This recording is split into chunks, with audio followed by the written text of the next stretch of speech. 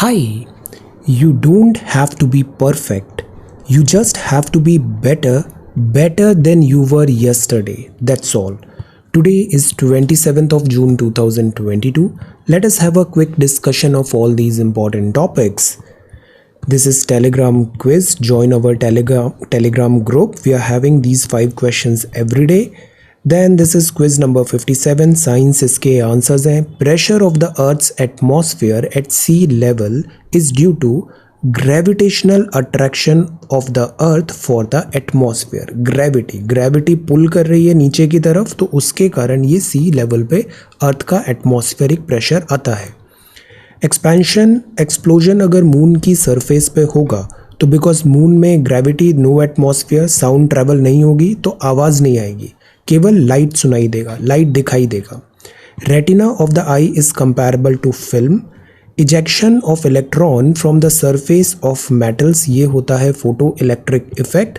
जो photovoltaic cells हैं, this solar panels हैं, वो इस प्रिंसिपल पे बेस्ड होते हैं.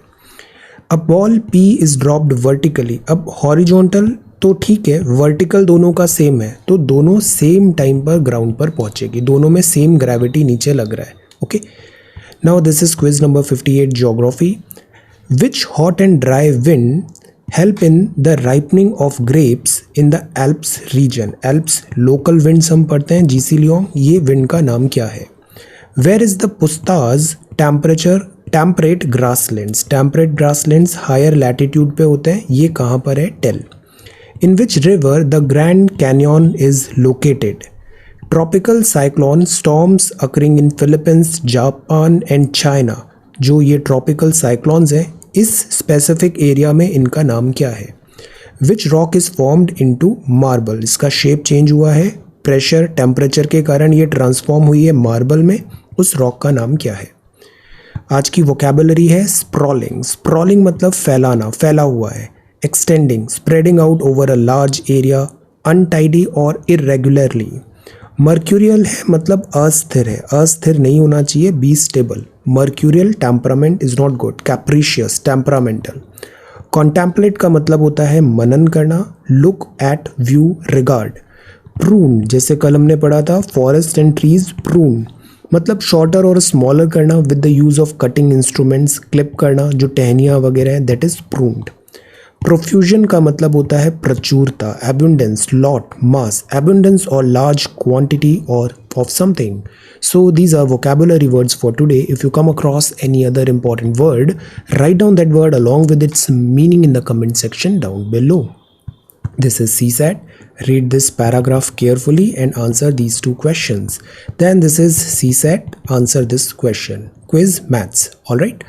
So ये जो है न्यूज़ बाइट्स इंक्लूडिंग, ये मैंने पहले ही टेलीग्राम पे शेयर कर दिया है. गेट जॉइन टेलीग्राम, इसको देख के अच्छे से सॉल्व करिए. देन ये न्यूज़ बाइट्स नया सेशन है, तो यहाँ हमने प्राइमरली बात किया है Jammu and Kashmir G20 meeting जो होने वाला है जम्मू एंड कश्मीर में. G20 टॉप 20 इकोनॉमीज़ होती हैं G20. तो G20 में ये सारे कंट्रीज़ हैं, इनके ये सारे नाम हैं. प्रीलिम्स का सवाल है कि क्या सिंगापुर G20 कंट्री में आता है, यस और no, tell. So this is that. तो ये G20 कंट्रीज़ जो हैं, ये इकोनॉमी सुपर पावर है और ये अपकमिंग मीटिंग्स हैं. इंडिया में G20 होगा 2023 में, Indonesia then India. Okay, then second जो न्यूज़ आइटम है वो new CEO of NITI Aayog है, मिस्टर अय्यर. मिस्टर अय्यर को अभी नीति आयोग का CEO बनाया. ये 2015 में बॉडी बनी थी, हेडक्वार्टर न्यू दिल्ली में है, चेयरपर्सन प्राइम मिनिस्टर होते हैं and VC is this. Okay, mister Suman K Bery. ये ministry of commerce and industry के अंदर नीति आयोग काम करता है. रॉ के जो सुमंत कुमार गोयल साहब हैं, इनको रीअपॉइंट किया गया है. Research and analysis wing. 24 June जो है, ये है international day of women in diplomacy. Theme क्या है, recognise the trivialisation of this women diplomats and their contribution. तो उनका जो कॉन्ट्रीब्यूशन है उसको ट्रिवलाइज नहीं करना है, it is a very significant contribution. इस बात को यहाँ पर दिस ऑब्जेक्टिव बनाया है, international day of women in diplomacy. Alright, so today we are going to talk about all these important topics. Now see, this is our reference material, June 27th, The Hindu, Monday.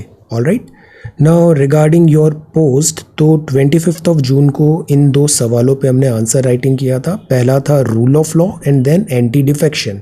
Anti defection का मैंने एक separate PDF भी आपसे share किया है और mains classes में भी इसको डिटेल में डिस्कस किया था। This is very very important, anti defection. तो see, look at the answers.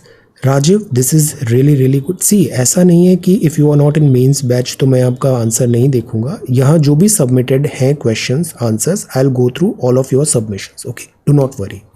Okay, so this is Rajiv. अब ये कितने अच्छे से बताया, देखो एक इंट्रो है, हेडिंग है, देन सेग्रीगेशन कर रखा है, स्ट्रक्चर्ड है answer. This is very very important thing.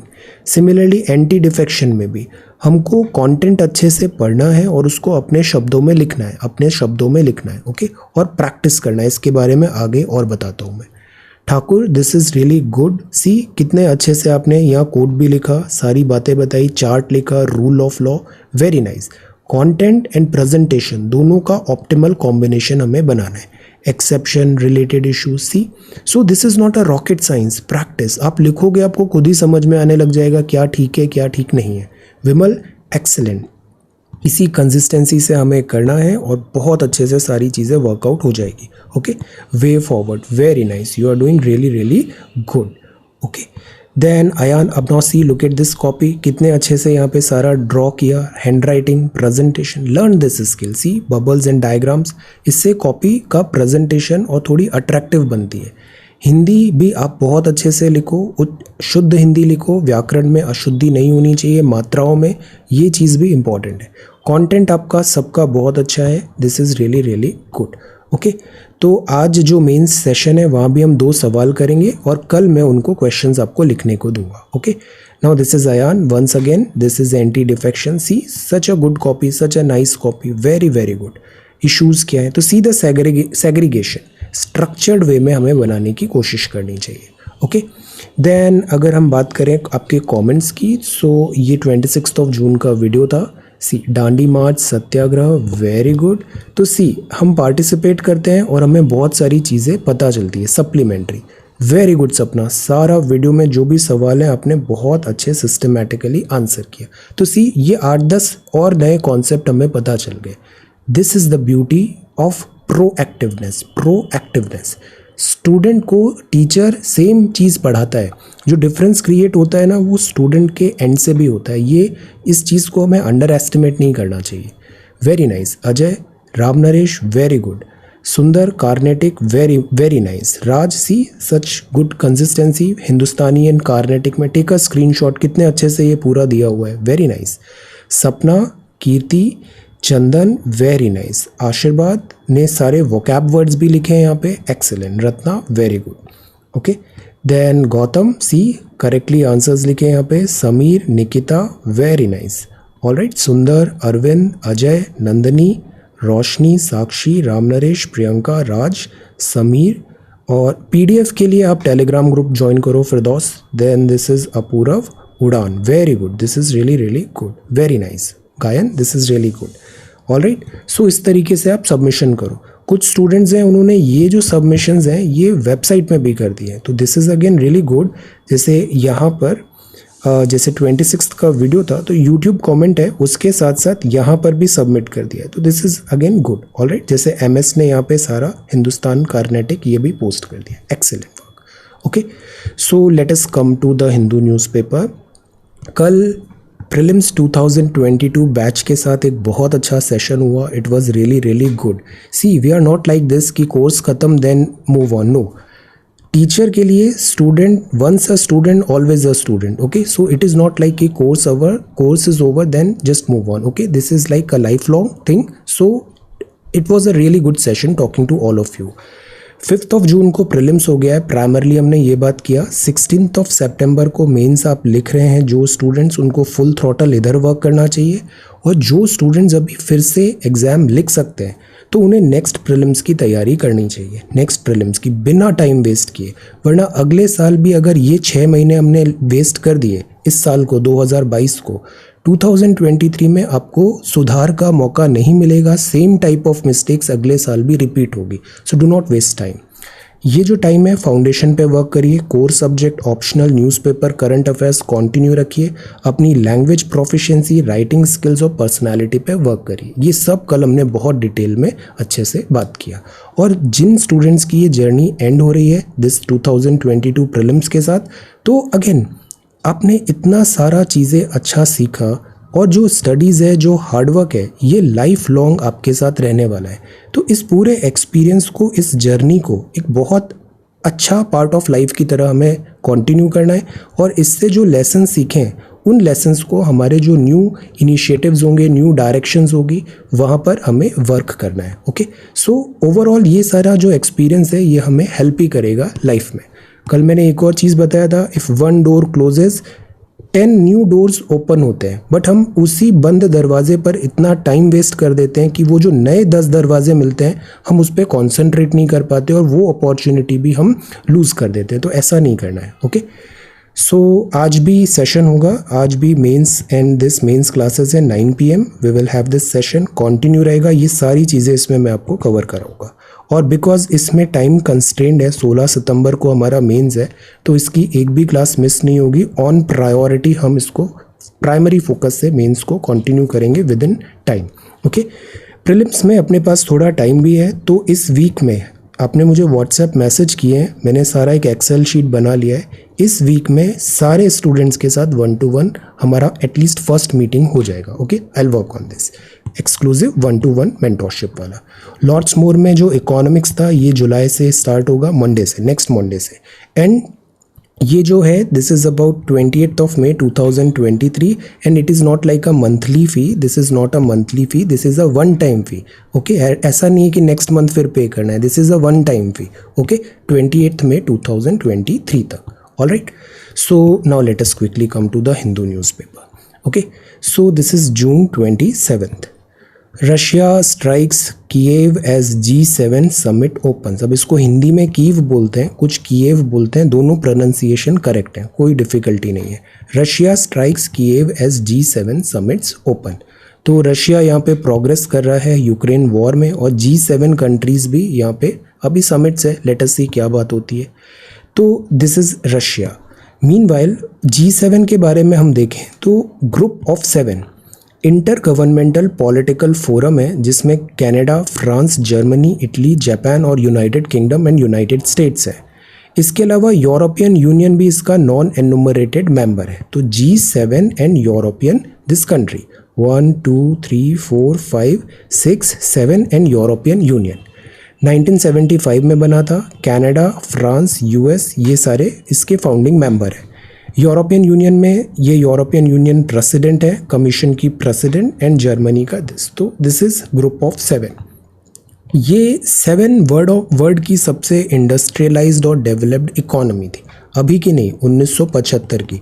वरना आज की डेट में तो China, India, they are also well industrialised and economy giants हैं, but they are not represented over here. So that at times जो G7 है इसकी क्रेडिबिलिटी पे भी सवाल उठता है। एनुअल मीटिंग होती है, global economic, political, social, security issues को ये डिस्कस करते हैं। 97 एंड 2014 में रशिया भी इसका मेंबर था। पहले ये G8 था बट इन्होंने रशिया को आउट कर दिया 2014 में। क्यों आउट किया था रशिया को? आंसर 2014 में। तो रशिया आउट हो गया तो अब ये G7 है। देन 2014 में G7 डिक्लेयर्ड, रशिया आंसर है। रशिया को G8 से हटाया तो ये दिस G7 बन गया। क्यों हटाया था? Tell. Okay, so this is G7। Let us see यहाँ पे अब क्या डेवलपमेंट्स होते हैं, इस पे हम फॉलो अप लेंगे। China upgraded fire power on LAC। China upgraded fire power on LAC। ये जितनी भी बॉर्डर्स हैं इंडिया की, जितने भी नेबरिंग कंट्रीज़ हैं हमारे, वो बॉर्डर्स बहुत इंपॉर्टेंट टॉपिक है एक्सटर्नल सिक्योरिटी के लिए। चाइना की बात करें तो देखो, ये पूरा जम्मू एंड कश्मीर हमारा है, this is entire Jammu and Kashmir, but this area अभी पाकिस्तान ऑक्यूपाइड है और ये है अक्सई चिन। अक्सई चिन, तो ये जो लाइन दिख रही है आपको, this line is called LAC, this is LAC, line of actual control. वैसे तो टेक्निकली ये पूरा एरिया हमारा है, बट दिस एरिया अभी ऑक्यूपाइड बाय चाइना है, अक्सई चिन। यहाँ पर सियाचिन ग्लेशियर है, वर्ल्ड का हाईएस्ट एल्टीट्यूड का बैटल ग्राउंड है दिस सियाचिन ग्लेशियर। और ये शख्सगाम वैली यहाँ पर है। तो टेक्निकली और जिस lawfully this entire area belongs to India.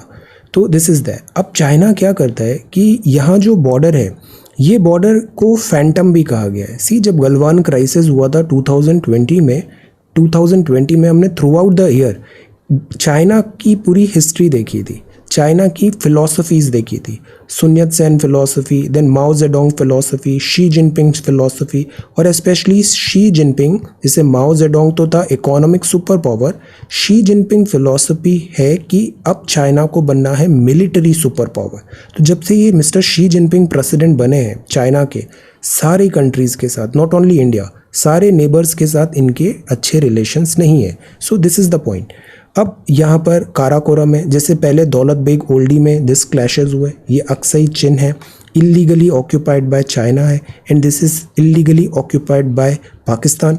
फिर यहाँ पर ये सारा जो एरिया है ये एक फैंटम भी कहलाता है, LSC। Why? Because this entire zone is less habitated, और यहाँ पर टेरेन भी बहुत डिफ़िकल्ट है। तो ऐसा नहीं है कि थ्राउट द ईयर यहाँ पे फोर्सेस डिप्लॉयड होती है या उनके बेस कैंप्स वहाँ पे रहते हैं। तो एट टाइम्स हम अपनी फ़ौज को विड्रॉ भी कर लेते हैं, देन म्यूचुअल अंडरस्टैंडिंग होती है कि वापस समर वगैरह आएगा तो हम वापस नॉर्मल पोजीशन पे आ जाएंगे। बट चाइना ने यहाँ पर दिस हमारे एरिया में एनक्रोचमेंट कर लिया। सो उसके बाद गलवान क्राइसिस हुआ और फिर रिलेशंस यहाँ पे ऐसे चेंज हुए। तो एक प्रॉब्लम तो यहाँ पर आ रही है। दूसरा, फिर बीच में नेपाल आ जाता है। नेपाल में भी चाइना क्या है, कॉन्टीन्यूसली नेपाल को इन्फ्लुएंस करने की कोशिश कर रहा है, जैसे श्रीलंका को किया। तो नेपाल में भी लाइक चाइनीज़ टैक्टिक्स यहाँ पर है। अक्सई चिन एंड देन लद्दाख जो जोन, और ये जो जोन है ये अरुणाचल प्रदेश वाला जोन है। तो सिक्किम, अरुणाचल प्रदेश, यहाँ पर भी चाइना बॉर्डर डिस्प्यूट्स क्रिएट करने की कोशिश करता है। तो सी, ये जो पूरी बॉर्डर है, अब यू वुड बी थिंकिंग कि चाइना के साथ सबसे लॉन्गेस्ट बॉर्डर है, ऐसा नहीं है। जो लॉन्गेस्ट बॉर्डर है वो हमारी बांग्लादेश के साथ है। ओके, तो आंसर दिस क्वेश्चन, इंडिया की बॉर्डर किन सारे कंट्रीज़ के साथ शेयर होती है, और उसको से इंक्रीजिंग ऑर्डर में बताइए। इंक्रीजिंग ऑर्डर में सबसे कम बॉर्डर किसके साथ है, और मैक्सिमम बॉर्डर जो लॉन्गेस्ट बॉर्डर है वो बांग्लादेश के साथ है। ओके, देन एक और क्वेश्चन है कि जो राज्य हैं, हमारे जो राज्य हैं, स्टेट्स हैं, कौन से स्टेट्स किन इंटरनेशनल बॉर्डर को दिस है, वहाँ पे इंटरनेशनल बॉर्डर प्रेजेंट है।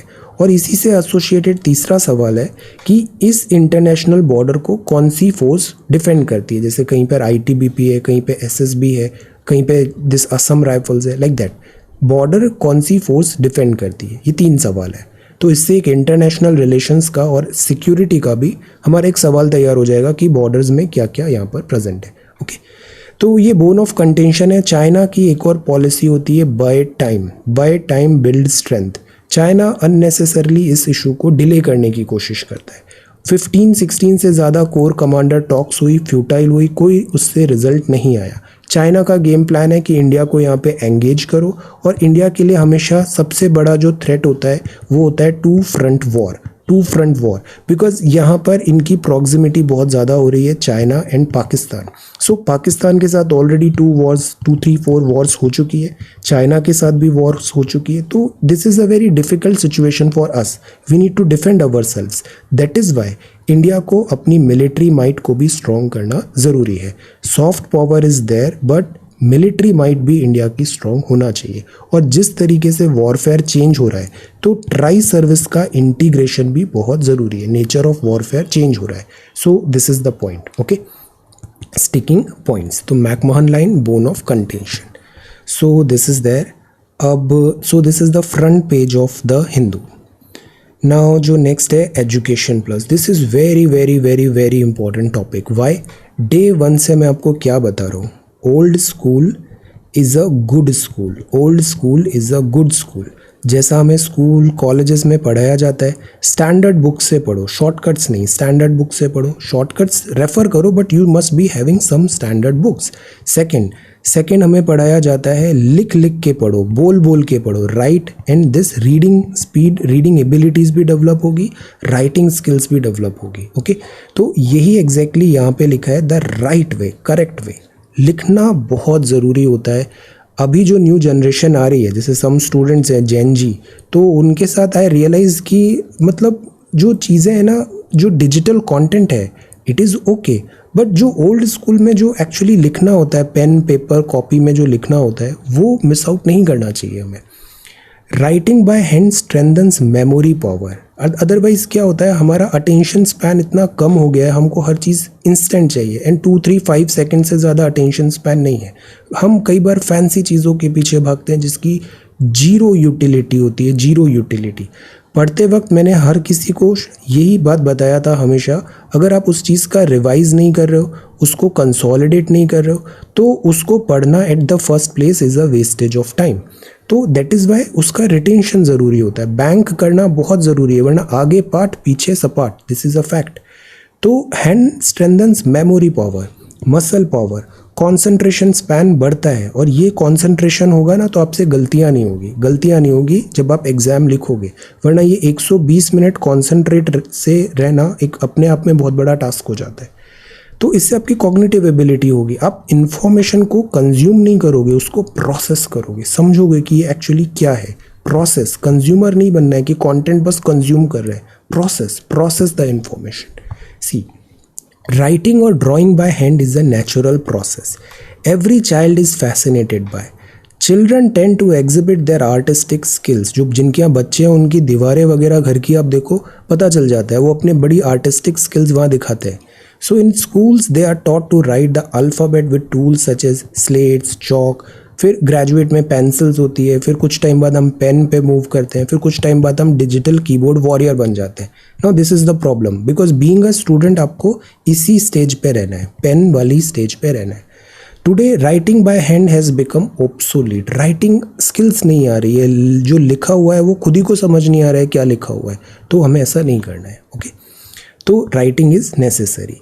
तो हम ये अप्रोच करें कि ओवरऑल हॉलिस्टिक वे में डेवलपमेंट हो, पर्सनालिटी में भी डेवलपमेंट करें, रीडिंग, राइटिंग, स्पीकिंग तीनों पार्ट में कम्युनिकेशन पे हम वर्क करें, और ये बेसिक चीज़ें हम सीखें।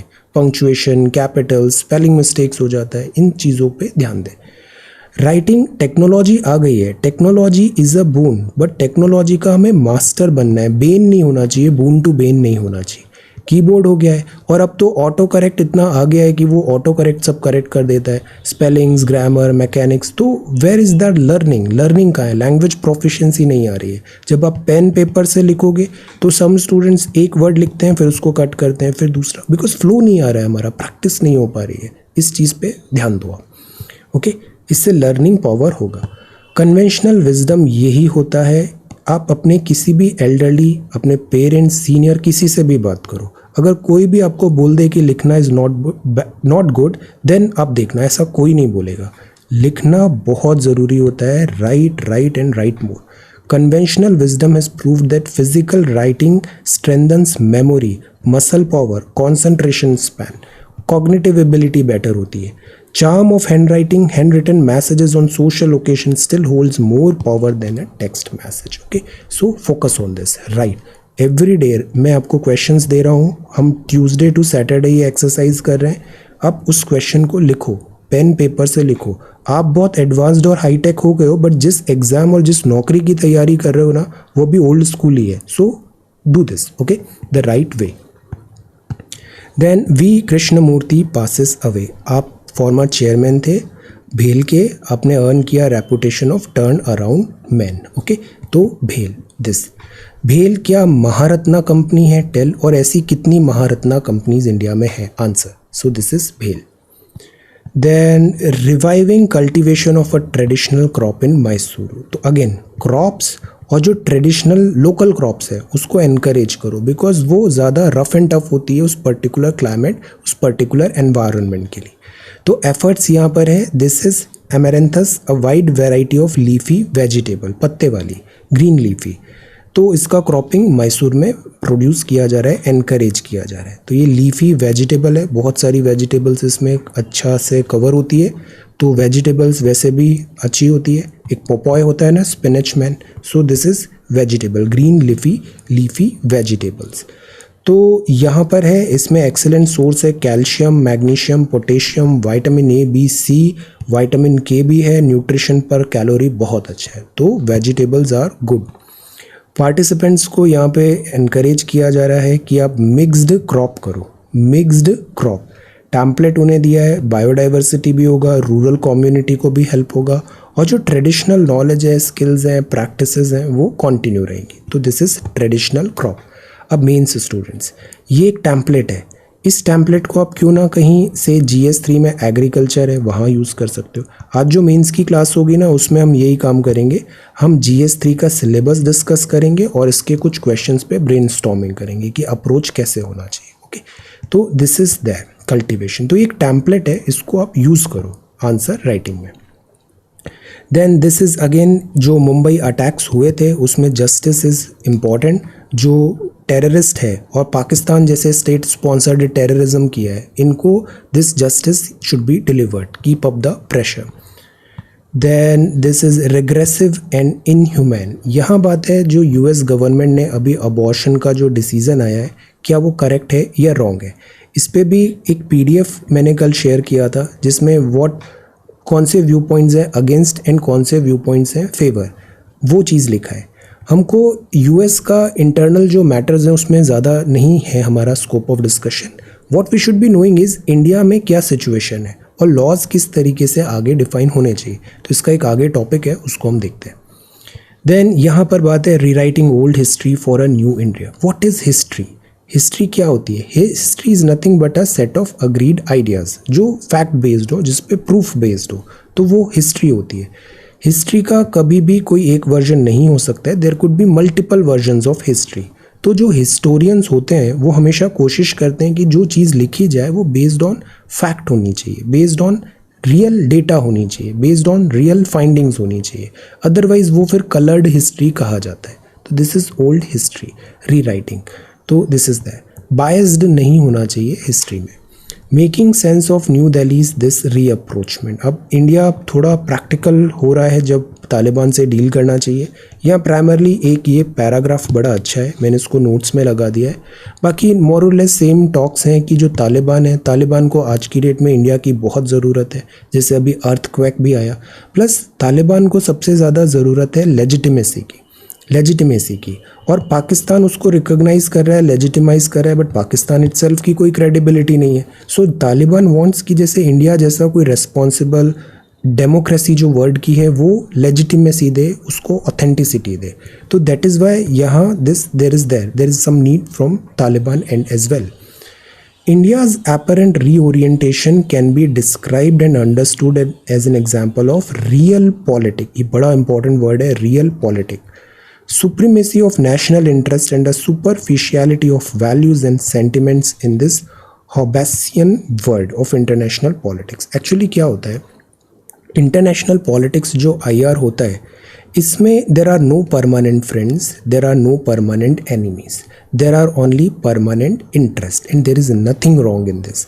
हर कंट्री अपने इंटरेस्ट के हिसाब से डिसीजंस लेती है, तो इंडिया भी प्रैक्टिकली अपने इंटरेस्ट के साथ डिसीजंस ले सकता है। जैसे रशियन क्राइसिस में भी हमने देखा, वीट एक्सपोर्ट में भी देखा, देर is nothing wrong in that. So this is real politics. India's neutral stance था रशियन एंटेंगलमेंट इन यूक्रेन में। तो मतलब फर्स्ट इंडिया है, और इसको ऑफिशियली MEA ने भी बोला और जयशंकर साहब ने भी बोला, first India.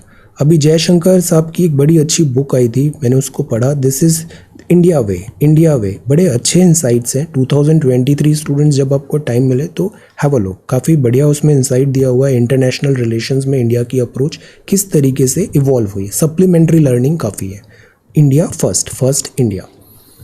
Then wishful thinking होगा कि तालिबान अपना पुराना जो 2.0 है बहुत ज़्यादा वेरी करे, डिफरेंसेस हो। लेट अस सी यहाँ पे अभी क्या होता है। इंडिया के लिए दो चीज़ इंपॉर्टेंट होता है, एक तो इंडियन सिटीजन्स की सेफ्टी सिक्योरिटी इंश्योर कराना, this is our first priority, और इंडियन इंटरेस्ट जियो पॉलिटिक्स में सेफ गार्ड करना। तो this is India first. Okay, बाकी हमने अफ़गानिस्तान में बहुत इन्वेस्टमेंट भी किया है। हमने उनको वेपन्स नहीं दिए, हमने उनको फाइट के लिए नहीं एनकरेज किया, हमने वहाँ पर सॉफ्ट पावर यूज़ किया। हमने उनके डैम्स बनाए, उनकी बिल्डिंग्स बनाई, उनका पार्लियामेंट बना के दिया। अभी अर्थक्वेक आया है तो हमने वहाँ पे इतना इमीडिएट रिलीफ प्रोवाइड किया। तो इंडिया हमेशा से एक बहुत रेस्पॉन्सिबल कंट्री यहाँ पे रहा है। Okay, then this is bringing MSMEs into global value chain. MSME day है। MSME क्या होता है? ये बहुत बड़े एंटरप्राइजेज नहीं है, these are medium small enterprises, micro small medium enterprises, छोटे स्तर पर है और पूरे इंडिया में ये बहुत एम्प्लॉयमेंट जनरेट करते हैं, तो therefore they are of utmost importance. अब इनको स्केल कैसे किया जाए? ग्लोबल वैल्यू चेन में भी इनको इंटीग्रेट करें ताकि बेटर रियलाइजेशन हो पाए, बेटर वैल्यू प्रपोजिशन यहाँ पे मिले। तो कोविड-19 से यहाँ भी इम्पैक्ट हुआ। कोविड-19 लॉकडाउन लगा, लॉकडाउन के कारण वर्क स्टॉप हो गया, job creation development harshest of environment में चला गया, नॉट गुड। फ्रेजाइल रिकवरी चली, फिर रिन्यूड वॉर हो गया, Russian war, fuel supply logistics difficulty आने लग गई, तो और गरीबी में आटा गीला, तो प्रॉब्लम्स हो गई बहुत ज़्यादा। पहले कोविड-19 था, अब वॉर हो गया, अब US रेसेशन आ रहा है, सो प्रॉब्लम्स हैं। इंडिया को ज़रूरी है MSME को इग्नोर नहीं करे, बिकॉज हमें ह्यूज नंबर पे एम्प्लॉयमेंट चाहिए। हमारे पास डेमोग्राफिक डिविडेंड का हम प्राउड बोलते हैं, we are a proud country with demographic dividend, but अगर ये डेमोग्राफिक डिविडेंड स्किल्ड नहीं होगा, एम्प्लॉयमेंट नहीं मिलेगा, तो एक बहुत बड़ा बर्डन बन जाएगा हम पे। So we need to work smartly. Then after that informality है, उसमें फॉर्मेलिटी लाओ, इनको प्रॉपर फंडिंग जो होती है, प्रॉपर जो एक्सेस टू क्रेडिट होता है वो प्रोवाइड किया जाए, जैसे मुद्रा लोन्स है ना। देन इसके बाद सेफ्टी नेट्स भी होने चाहिए, प्लस ट्रेनिंग स्किल इम्पार्टमेंट हो।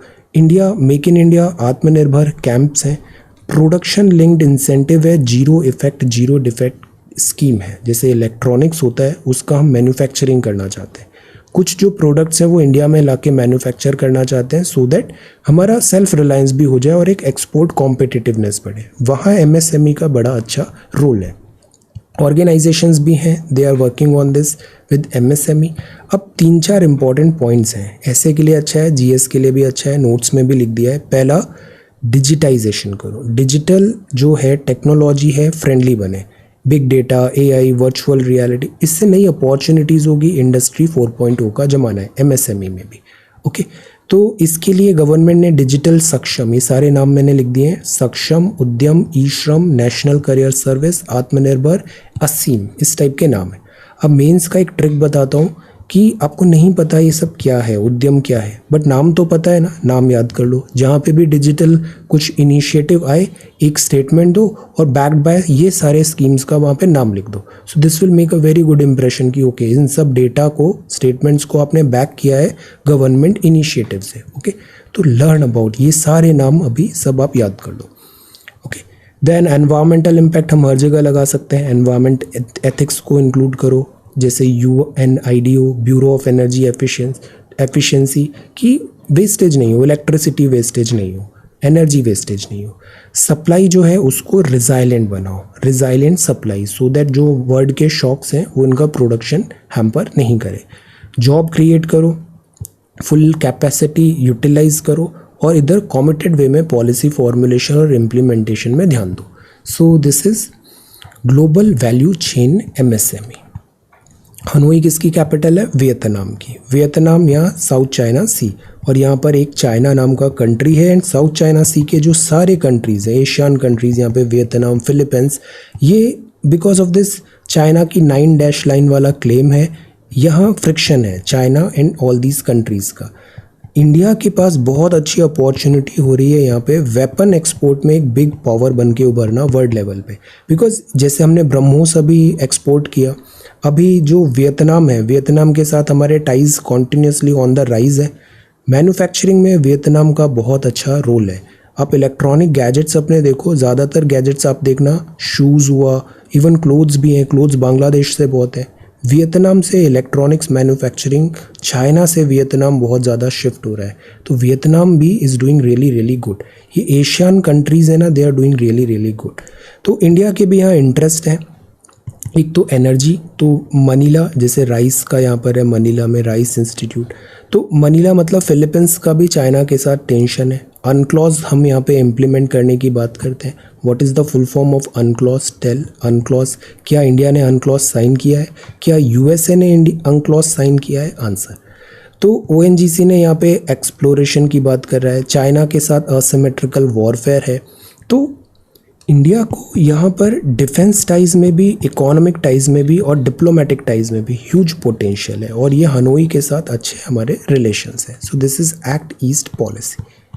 स्टेट्स अंडर फिजिकल कंस्ट्रेंट्स हैं, असम में फ्लड्स हैं, this is short term role. India Egypt wheat का ट्रेड, वीट गेहूँ, need for coal and steeping of the gas. अब यहाँ बात है प्राइमरली अबॉर्शन का, जो तो पीडीएफ में हमने देखा है ना वही चीज़ यहाँ पे रिपीटेड है। प्राइमरली हमें पता होना चाहिए इंडिया में क्या है। इंडिया में जो लॉज हैं वो ये हैं, एक तो मटर्नल मोर्टेलिटी हमें कम करना है। मटर्नल मोर्टेलिटी क्या होता है, अगर मदर का डेथ होता है ड्यूरिंग दिस चाइल्ड बर्थ तो that is called maternal mortality. Maternal mortality का एक बहुत बड़ा रीज़न होता है अनसेफ अबॉर्शन, अनसेफ अबॉर्शन। तो इस चीज़ को करेक्ट करना, इस चीज़ को फिक्स करना बहुत ज़रूरी होता है। तो दैट इज़ वाई ये जो अबॉर्शन लॉज हैं, this is about life of women, तो that is why they are very very significant. Medical termination of pregnancy act 1971 में आया था। एक आईपीसी में एक्सेप्शन प्रोविज़न है 312 और 313 में, ये एक्सेप्शन है। इसमें रूल्स हैं how and when a medical abortion can be carried out. So नाम क्या याद रखना है, medical termination of pregnancy act 1971 और आईपीसी के 312 313 में इसमें एक्सेप्शंस हैं कि जब आप मेडिकल अबॉर्शन कर रहे हैं। Medical termination pregnancy amendment act 2021 है, इसमें अबॉर्शन परमिटेड है आफ्टर मेडिकल ओपिनियन किसी डॉक्टर का, स्टिपुलेटेड सर्कमस्टेंसेस में। तो अपर लिमिट है गेस्टेशन पीरियड की, यहाँ पर 24 वीक किया है फ्रॉम 20 वीक जो 71 में था। But renewed upper limit can only B exercised in specific cases. Specific cases मतलब या तो मदर की हेल्थ, लाइफ को रिस्क हो रहा है, या फिर फीटस में देर आर सम प्रॉब्लम्स, तो उस केस में ये अलाउड है। Several women annually approach the apex court, high court की मेडिकल बोर्ड अगर उनका एप्लीकेशन रिजेक्ट कर देता है एमटीपी, तो मतलब बोर्ड रिजेक्ट कर रहा है तो आप high court and this courts का भी डिसीजन इधर भी जा सकते हैं अगर वो beyond the gestational upper limit है। तो उन केसेस में भी इंडिया में दिस अलाउड है, परमिशन है टू अबॉर्ट अ प्रेगनेंसी। अगर कोई प्रेगनेंसी है वो बिकॉज ऑफ सेक्सुअल असॉल्ट है या फिर फीटल एबनॉर्मलिटी है। So in this sense India is a very progressive and modern country. Okay, तो this is Indian laws on this abortion. अब criticism against the abortion law क्या होता है कि कई बार इसमें क्या होता है, सेक्स सिलेक्शन होता है और इससे हमारा जो सेक्स रेशियो है वो भी देखो डिक्लाइन है, that is not equal. So this is also one thing. तो ये जो टॉपिक है इसमें हमें, this is a very sensible topic, so इसमें हमें व्यू पॉइंट्स बहुत सेंसिबली जानना चाहिए। तो दिस इज़ द क्रिटिसिज्म भी है and there are some valid points as well. Okay, so this is right to life article 21 as well. Then this is implication of India's new VPN rule. VPN rule क्या होता है, जैसे कुछ websites block होती है तो office वगैरह में भी सम पीपल यूज़ VPN और फिर उससे सारी वेबसाइट्स ओपन हो जाती है। तो VPN is like virtual private network. Virtual private network में क्या होता है, आप मतलब आपको वेबसाइट में आप डायरेक्ट नहीं जा रहे हो, आप किसी एक सर्वर पे जा रहे हो और उस VPN के थ्रू उस पर्टिकुलर वेबसाइट में जा रहे हो। तो website will never get to know कि हु विजिटेड इट्स वेबसाइट, तो ब्लॉक भी नहीं होगा क्योंकि वेबसाइट ब्लॉक होती है, कंटेंट ब्लॉक होता है एरिया वाइज। VPN आपका से यूरोप में है तो वो यूरोप से एक्सेस हो रहा है, दिस टाइप ऑफ थिंग होती है। तो VPN जो होता है इसमें कस्टमर का जैसे लॉग रखना पड़ेगा। अब प्रॉब्लम ये होती है कि VPN के थ्रू भी साइबर क्राइम्स होते हैं। साइबर क्राइम्स के लिए इंडिया में rules are very very strict, very very strict. जो cybercrime.gov.in वेबसाइट है इसमें बहुत सारे साइबर क्राइम्स के टाइप्स दिए हुए हैं, एक बार वेबसाइट को ज़रूर विजिट करना। तो इंडिया में लॉज आर वेरी स्ट्रिक्ट और जो डेटा है उसका एक्सेस भी होना चाहिए बिकॉज फ्रॉड्स होते हैं, टेररिज्म एक्टिविटीज़ हो रही है वाया इंटरनेट, तो that is why this is important. अब यहाँ पर ministry of electronics and information ने कहा कि whether they have a physical presence और in India as long as they deliver services to Indian users.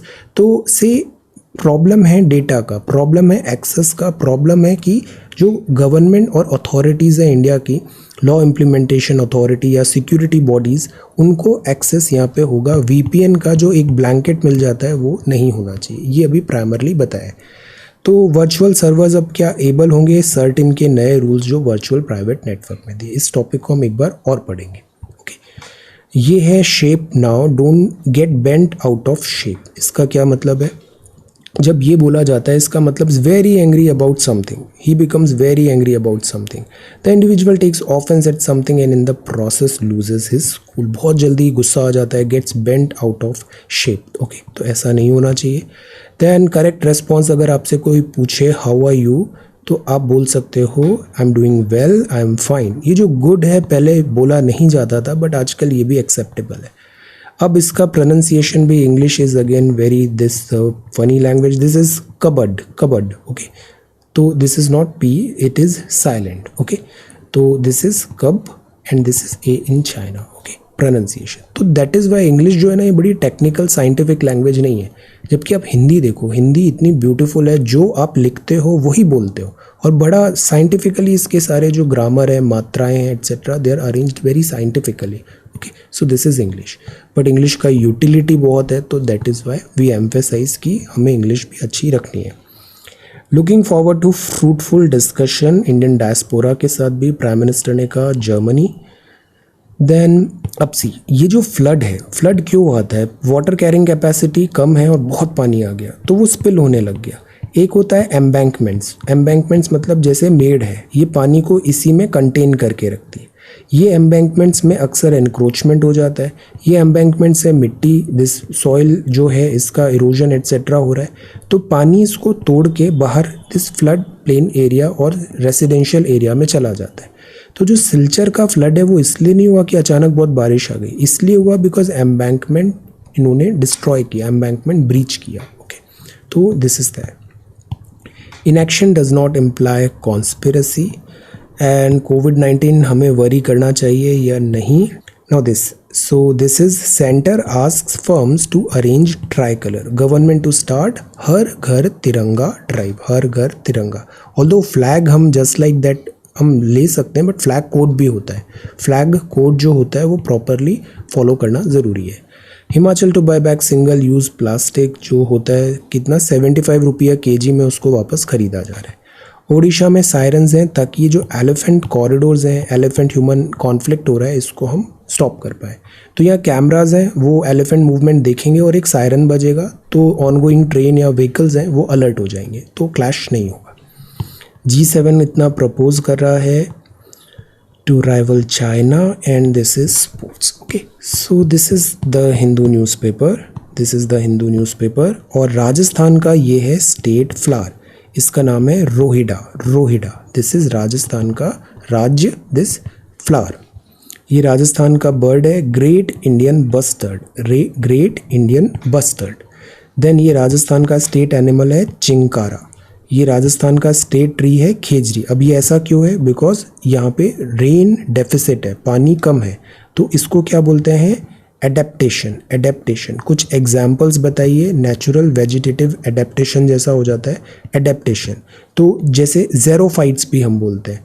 तो डेजर्ट एरिया में जो प्लांट है वो किस टाइप के एडेप्टेशन करता है बताइए? कुछ चीज़ें तो यहाँ स्पेशली आपको दिख ही रहा है, जैसे जो वाटर जो एवापोरेशन, एवापोट्रांसपिरेशन है उसको कम करना है, लाइक दैट। सो आंसर कि क्या क्या यहाँ पे एडेप्टेशन होता है बाय प्लांट्स जो डेजर्ट एरिया में होते हैं। Okay, so this is 27th of June 2022. Thank you so much for watching this video. Take care, study well and be safe.